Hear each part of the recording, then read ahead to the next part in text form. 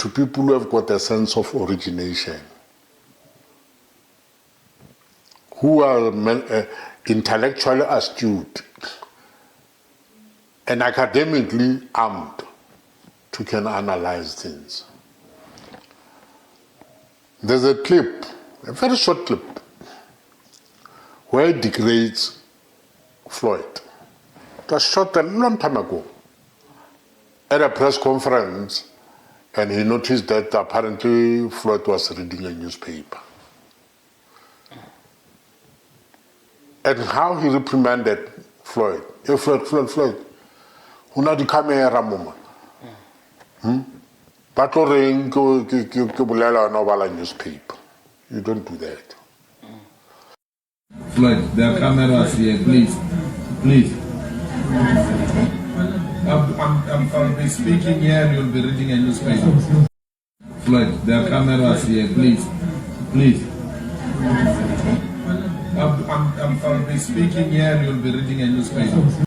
And you must see how systematically he has been marginalizing people like Bundlosi. There was a young chap, after they removed Ndlozi as the spokesperson, they put him. I think his name was Luvuyo. Yes. Very dynamic, brilliant. Yes. But that's not what Julius wants. I don't know where that boy is. Disappeared from the political spectrum. Is it Pambo? No. Tallish, light in complexion. I think his name was Luvuyo. Okay. Now, so at one stage, he was saying to Floyd, which the ANC, and awareness Floyd Shibambu, we want to be known as a deputy president of EF, meaning that in this circumstances, in this setup, I should be the only one who is known as the president. Understand? And if you check, if I ask you now who is the deputy going to MK party and so forth, but what remains, the EFF is not homogeneous. It's going to split further. It's good. The real split is coming without any fear of contradiction. That most of those people who are attracted to the EFF by Floyd. So there's this rationale that says Floyd is the actual engine of the organization. Yes. Is it true? Yes. You have to be blind not to see that. The first blunder that he made and committed was not to carry this thing on with Andile Lungisa. Oh.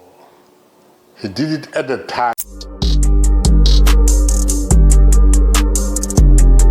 The relationship between Floyd and Julius has always been seen through the glass of politics, but unfortunately not as nearby as we would like.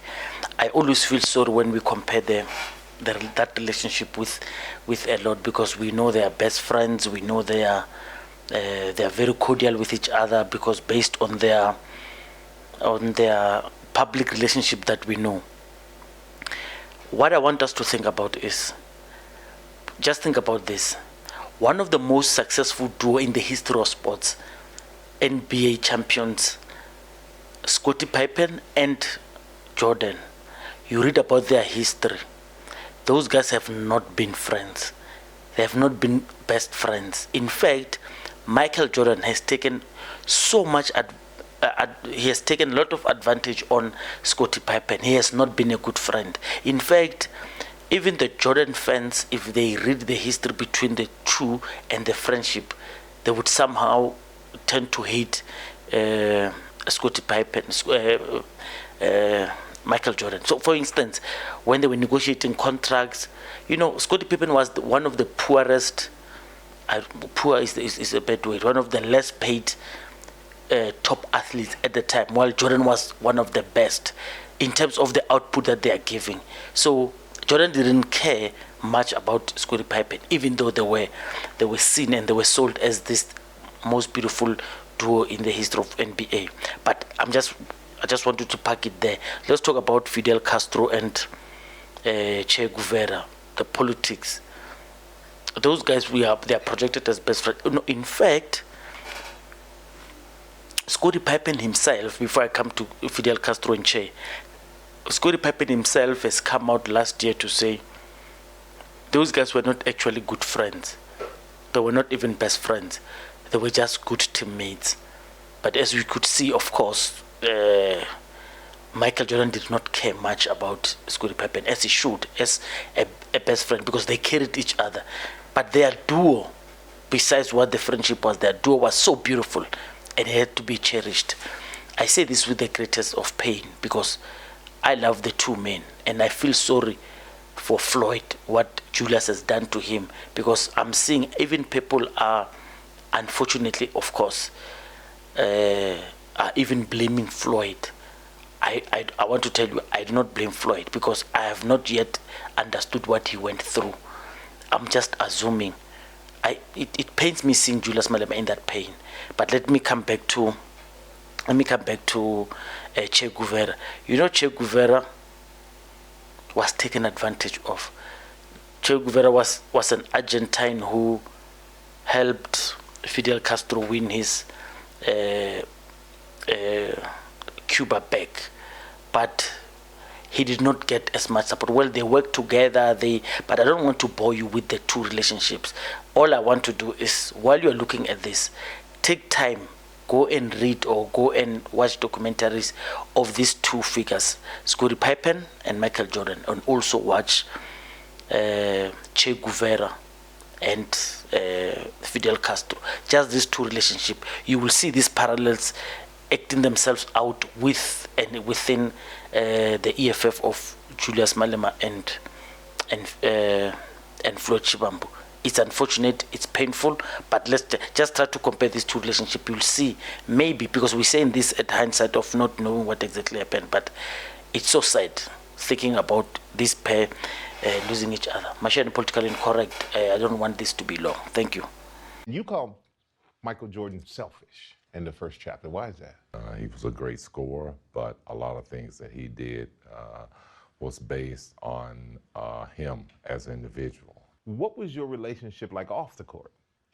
It wasn't what you saw on the court. We always will have that respect for each other, but our friendship is not where people see it on TV think it is. Do you think that Michael Jordan would be as successful without you?